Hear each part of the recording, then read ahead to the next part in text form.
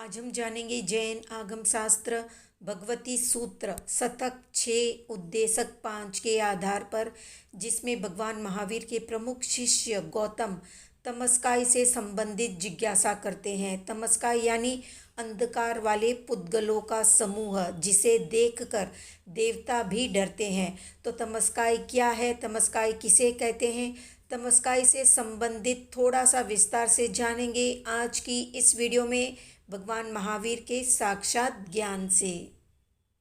तो गौतम स्वामी की जिज्ञासा का समाधान करते हुए भगवान बताते हैं कि तमस्काई यानी अंधकार वाले पुद्गलों का समूह, और ये तमस्काई पृथ्वी काय के अंतर्गत नहीं आती है, बल्कि पानी तमस्काई के अंतर्गत आता है या पानी तमस्काई कहलाता है। कुछ पृथ्वीकाई ऐसी शुभ होती है जो कुछ एक भाग को प्रकाशित करती है, और कुछ पृथ्वीकाई ऐसी होती है जो कुछ एक भाग को प्रकाशित नहीं करती। इस कारण से पृथ्वी तमस्काई नहीं कहलाती है, बल्कि पानी तमस्काई कहलाता है। आगे गौतम जिज्ञासा करते हैं कि तमस्काई कहाँ से प्रारंभ होती है और कहाँ से समाप्त होती है, जिसके जवाब में भगवान बताते हैं कि जम्बूद्वीप के बाहर तिरछे असंख्यात द्वीप समुद्रों का उल्लंघन करने के बाद अरुणवर नाम का एक द्वीप आता है। उस द्वीप की बाहर की वेदिका के अंत में अरुणोदक समुद्र में 42,000 योजन आगे जाने पर वहाँ के उपरितन जलांत से एक प्रदेश की श्रेणी रूप तमस्काई उठती है। वहाँ से 1721 योजन ऊंचा जाने के बाद फिर तिरछी विस्तृत होती हुई सौधर्म, ईशान, सनत कुमार और महेंद्र, इन 4 देवलोकों को आच्छादित करके ऊंची 5वें ब्रह्म देवलोक के रिष्ट विमान नामक पातड़े तक पहुंचती है, और वहीं पर तमस्काई का अंत होता है। आगे गौतम भगवान महावीर से तमस्काई के आकार के बारे में, उसके विष्कंभ के बारे में और तमस्काई कितनी बड़ी है उससे संबंधित जिज्ञासा करते हैं, जिसके जवाब में भगवान बताते हैं कि तमस्काई का आकार शराव के मूल के आकार का है और ऊपर कुकड़े के पिंजरे के आकार वाली है तमस्काई।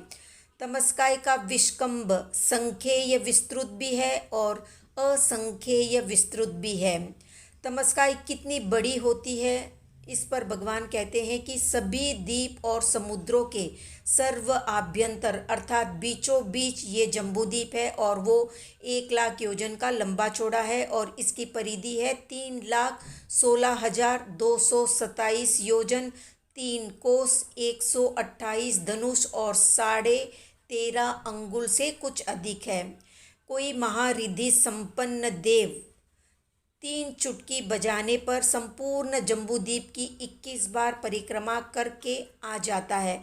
तो इस प्रकार की तेज गति वाला देव चलता हुआ, यानी 1 दिन 2 दिन यानी 6 महीने तक इस तरह से चलता है, तो वो कुछ तमस्काई का उल्लंघन करता है और कुछ तमस्काई का उल्लंघन नहीं कर पाता है। यानी वो इतनी बड़ी है कि 6 महीने की परिक्रमा करने के बाद भी कुछ एक भाग को टच कर पाते हैं।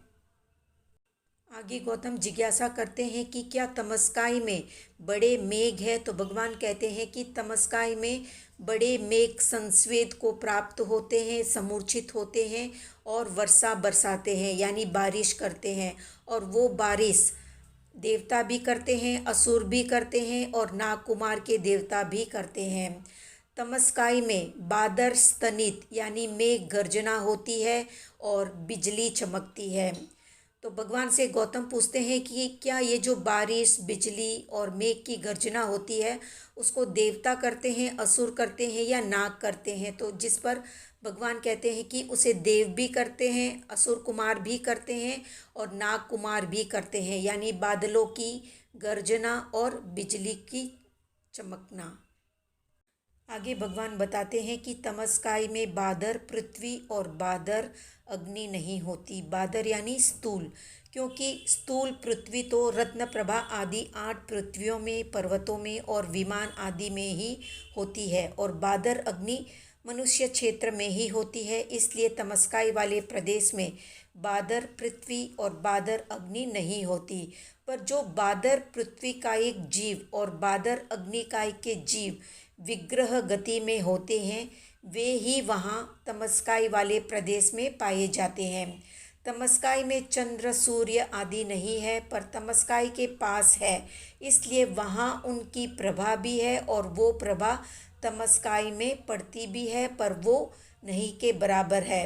तमस्काई का आकार या तमस्काई का वर्ण काला है, उसका आभास भी काला है, वो काली कांति वाला है, गंभीर और भयानक होने से रोमहर्षक है, अर्थात रोंगटे खड़े करने वाला है, भीष्म होने से त्रास पैदा करने वाला है और परम कृष्ण यानी महान काला होने से उसे देखते ही देव भी क्षोभ को प्राप्त होते हैं, इसलिए उसमें प्रवेश करने का साहस नहीं करते। यदि कोई देव उसमें प्रवेश भी करता है तो भय के मारे या डर के मारे वो शीघ्र गति से उसके बाहर निकल जाता है। आगे भगवान तमस्काई के 13 नामों के बारे में बताते हुए कहते हैं कि पहला नाम है तमह, यानी अंधकार रूप होने से इसे तमह कहते हैं। दूसरा है अंधकार का समूह रूप होने से इसे तमस्काई कहते हैं। तीसरा है अंधकार रूप होने से इसे अंधकार कहते हैं और महातमह रूप होने से इसे महाअंधकार कहते हैं। लोक में इस प्रकार का दूसरा अंधकार न होने से इसे लोकांधकार और लोक तमिस्र कहते हैं। तमस्काई में किसी प्रकार का उद्योत न होने से वो देवों के लिए भी अंधकार रूप है, इसलिए इसे देव अंधकार और देव तमिस्र भी कहते हैं। बलवान देवता के भय से भागते हुए देवता के लिए ये एक प्रकार के जंगल का रूप होने से ये शरणभूत है, इसलिए इसको देवारण्य कहते हैं। जिस प्रकार चक्रव्यूह का भेदन करना कठिन होता है, ठीक उसी प्रकार ये तमस्काई देवों के लिए भी दुर्भेद्य है और उसका पार करना कठिन है, इसलिए इसको देव व्यूह कहते हैं। तमस्काई को देखकर देवता भी भयभीत हो जाते हैं, इसलिए वो उनके गमन में बाधक है, इसलिए इसको देव परिग कहते हैं।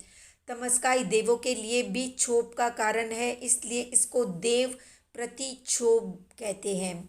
तमस्काई अरुणोदक समुद्र के पानी का विकार है, इसलिए इसको अरुणोदक समुद्र कहते हैं।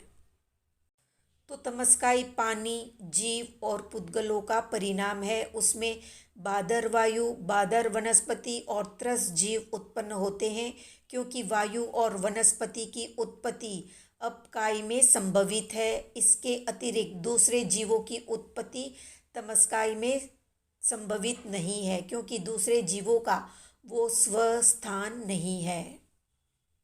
तो ये थी संक्षिप्त जानकारी तमस्काई से संबंधित। आज का प्रश्न है, कौन कौन से देव एकाभवतारी होते हैं और अहम इंद्र होते हैं?